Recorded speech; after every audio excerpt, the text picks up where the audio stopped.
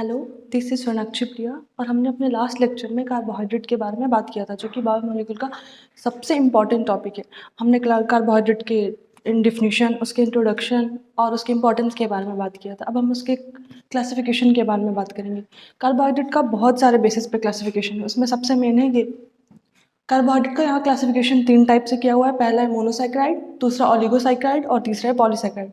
Monosaccharide मतलब जिसमें एक कार्बन कंपाउंड का कार्बोहाइड्रेट प्रेजेंट हो, जैसे कि ये सबसे सिंपलेस्ट कार्बोहाइड्रेट होता है और जिसका हाइड्रोलाइसिस नहीं किया जा सकता। हाइड्रोलाइसिस मतलब वाटर का ब्रेकडाउन, लाइसिस मतलब होता है ब्रेकडाउन और हाइड्रोलाइसिस वाटर का ब्रेकडाउन। जब किसी कंपाउंड से वाटर का रिमूवल हो जाए उसको हम हाइड्रोलाइसिस बोलते हैं। तो जो भी ग्लूकोज है या फिर जो फ्रुक्टोज है, इन सब का हाइड्रोलाइसिस नहीं किया जा सकता। तो मोनोसैकेराइड में वैसे कार्बन कंपाउंड आते हैं जो जिनका हाइड्रोलाइसिस फर्दर नहीं किया जा सकता, जैसे कि ग्लूकोज, फ्रक्टोज, गैलेक्टोज।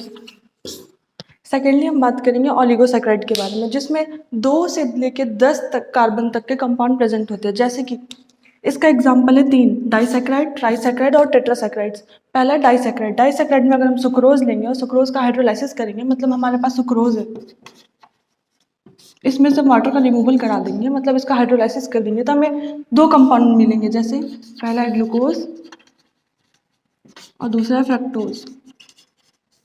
यहाँ अगर सुक्रोज का हाइड्रोलाइसिस हुआ तो उसमें दो कार्बन कंपाउंड मिले। पहला ग्लूकोज जो कि कार्बन, इसमें भी कार्बन होता है, फ्रक्टोज इसमें भी कार्बन होता है। वैसे ही हम बात करेंगे माल्टोज का। माल्टोज भी 2 कार्बन कंपाउंड से मिलकर बना होता है, ग्लूको प्लस ग्लूकोज।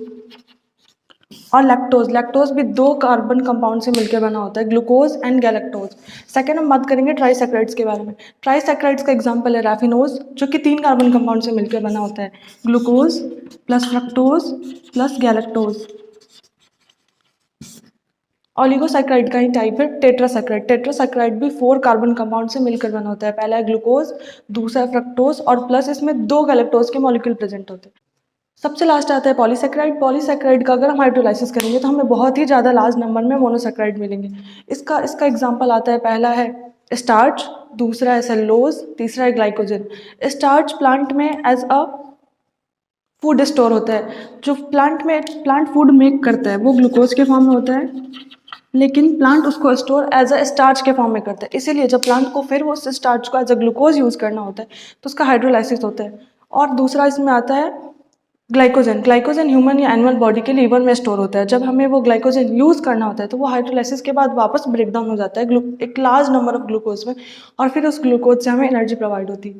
तीसरा आता है इसमें सेलुलोज। सेलुलोज सेल वॉल का बहुत मोस्ट इंपॉर्टेंट कंस्टिट्यूएंट पार्ट है।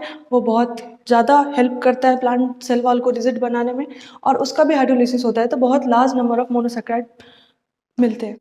हमने लास्ट टाइम कार्बोहाइड्रेट के क्लासिफिकेशन के बारे में पढ़ा। अब कार्बोहाइड्रेट का नेक्स्ट क्लासिफिकेशन है on the basis of sugar and non sugar.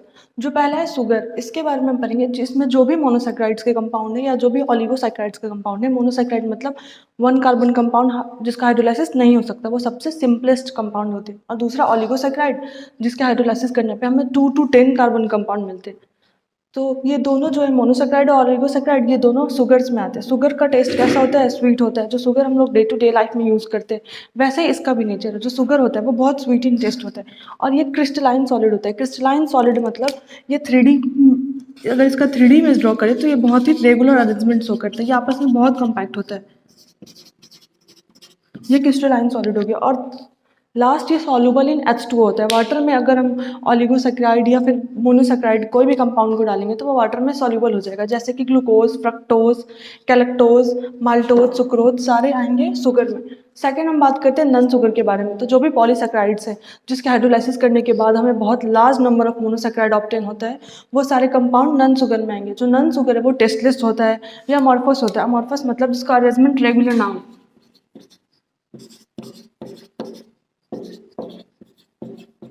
ये फिक्स पैटर्न को फॉलो नहीं करता है, वो सारे अमॉर्फस सॉलिड कहलाते हैं। और तीसरा, ये इनसॉल्युबल इन H2 होता है। वाटर में अगर हम पॉलीसैकेराइड को डालेंगे तो वो इनसॉल्युबल होगा। फिर जो भी अमॉर्फस सॉलिड है वो आइसोट्रॉपिक होते हैं नेचर में, और जो भी क्रिस्टलाइन सॉलिड है वो एन आइसोट्रॉपिक नेचर के होते हैं। हमने पहले कार्बोहाइड्रेट के बहुत सारे क्लासिफिकेशन के बारे में पढ़ा, जिसमें पहला था on the basis of saccharides के कितने पार्ट होते हैं, जैसे कि मोनोसैक्राइड, ऑलिगोसैक्राइड, पॉलीसैक्राइड। सेकंड हमने पढ़ा शुगर और नॉन शुगर। अब तीसरा हम पढ़ेंगे इसका क्लासिफिकेशन, जिसमें रिड्यूसिंग शुगर और नॉन रिड्यूसिंग शुगर। जो पहले हम रिड्यूसिंग शुगर के बारे में बात करते हैं। रिड्यूसिंग शुगर वो है जिसमें जो भी कार्बोहाइड्रेट है, सारे कार्बोहाइड्रेट जिनमें अल्डिहाइड और कीटोन प्रेजेंट होता है, वो तो हमने कार्बोहाइड्रेट की डेफिनेशन में ही पढ़ा था कि जो भी कार्बोहाइड्रेट्स हैं उसमें अल्डिहाइड और कीटोन और पॉलीहाइड्रोक्सी तीनों प्रेजेंट रहते हैं। और तो वैसे कार्बोहाइड्रेट जिसमें जो अल्डिहाइड और कीटोन है वो फ्री रूप में प्रेजेंट होते हैं, ठीक है, फ्री रूप में प्रेजेंट होते हैं। और वो टॉलेंस रिएजेंट जिसका फार्मूला होता है AgNH3 का होल टू OH, ये टॉलेंस रिएजेंट है। इसको और फेलिंग सॉल्यूशन इन दोनों को रिड्यूस कर दे। वैसे वैसे कार्बोहाइड्रेट को हम पढ़ते हैं रिड्यूसिंग शुगर में, जो कि इन दोनों को रिड्यूस भी करे और उसमें अल्डिहाइड या कीटोन फ्री रूप में प्रेजेंट हो। जितने भी मोनोसैकेराइड आते हैं जैसे कि ग्लूकोज, फ्रुक्टोज, गैलेक्टोज, ये सारे आते हैं रिड्यूसिंग शुगर में। और जितने भी डाइसैकेराइड्स हैं वो भी आते हैं एक्सेप्ट सुक्रोज। सुक्रोज जो है कि वो नॉन रिड्यूसिंग शुगर में आता है। जो भी रिड्यूसिंग शुगर में आते हैं वो है सारे मोनोसैकेराइड और सारे डाइसैकेराइड एक्सेप्ट सुक्रोज, जैसे कि डाइसैकेराइड में आ गया माल्टोज, लैक्टोज, ये सब। अब हम बात करते हैं नॉन रिड्यूसिंग शुगर के बारे में। नॉन रिड्यूसिंग शुगर में वैसे कार्बोहाइड्रेट आते हैं जो कि जिसमें फ्री अल्डिहाइड और कीटोन प्रेजेंट नहीं होते। उनके अल्डिहाइड और कीटोन या तो आपस में बाइंड होते हैं और फिर ये जो कंपाउंड है वो टॉलेंस रिएजेंट और फेलिंग सॉल्यूशन को रिड्यूस नहीं करता है। इसको और इसको ये कंपाउंड्स जो नॉन रिड्यूसिंग शुगर के कंपाउंड्स हैं वो टॉलेंस रिएजेंट और फेलिंग सॉल्यूशन को रिड्यूस नहीं कर पाते। इसमें आते हैं सुक्रोज जो कि एक डाइसैकेराइड है और सारे पॉलीसैकेराइड्स जैसे कि स्टार्च हो गया, ग्लाइकोजन हो गया, डेक्सट्रीन हो गया, ये सारे नॉन रिड्यूसिंग शुगर में आते हैं। अब हम डिटेल में जानेंगे कि कैसे किस फ्री अल्डिहाइड प्रेजेंट होता है और कैसे फ्री अल्डिहाइड प्रेजेंट नहीं होता है। अब हम देखेंगे जो रिड्यूसिंग शुगर है उसमें कैसे फ्री अल्डिहाइड और कीटोन ग्रुप प्रेजेंट होता है। यहाँ पे हम ले रहे हैं ग्लूकोज का स्ट्रक्चर, जो कि है जिसका फार्मूला होता है C6H12O6। ये ग्लूकोज का फार्मूला होता है। इसका स्ट्रक्चर ये है, मतलब जो इसका मेन स्ट्रक्चर होता है। इसमें हम देख सकते हैं जो अल्डिहाइड ग्रुप है यहाँ वो यहाँ फ्री रूप में प्रेजेंट है। जो CHO ग्रुप होता है अल्डिहाइड वो यहाँ पूरा फ्री रूप में प्रेजेंट है। जबकि जो नॉन रिड्यूसिंग शुगर है, जैसे ये स्ट्रक्चर है सुक्रोज का, इसमें हम देख सकते हैं कि जो भी अल्डिहाइड या कीटोनिक ग्रुप है वो कहीं भी फ्री रूप में प्रेजेंट नहीं है। ये ग्लूकोज जो कि 6 कार्बन कंपाउंड है और ये फ्रक्टोज जो कि 5 कार्बन कंपाउंड है। ये दोनों जब आपस में कंबाइन करते हैं तो सुक्रोज का फॉर्मेशन होता है। जो सुक्रोज है उसका स्ट्रक्चर हम देख सकते हैं, इसमें कहीं भी फ्री अल्डिहाइड और कीटोन ग्रुप प्रेजेंट नहीं है, इसलिए नॉन रिड्यूसिंग शुगर में आता है। जबकि ये ग्लूकोज जिसमें एक फ्री अल्डिहाइड ग्रुप प्रेजेंट है जो कि टॉलेंस रिएजेंट और फेलिंग सॉल्यूशन को रिड्यूस कर देता है, वो रिड्यूसिंग शुगर हो जाता है। अब हमने पढ़ा अभी क्लासिफिकेशन कार्बोहाइड्रेट का बहुत सारे बेसिस पे। अब हम एक एक करके इन सबको डिटेल में डील करेंगे। तब तक के लिए चैनल को लाइक कीजिए, सब्सक्राइब कीजिए और शेयर कीजिए। Thank you.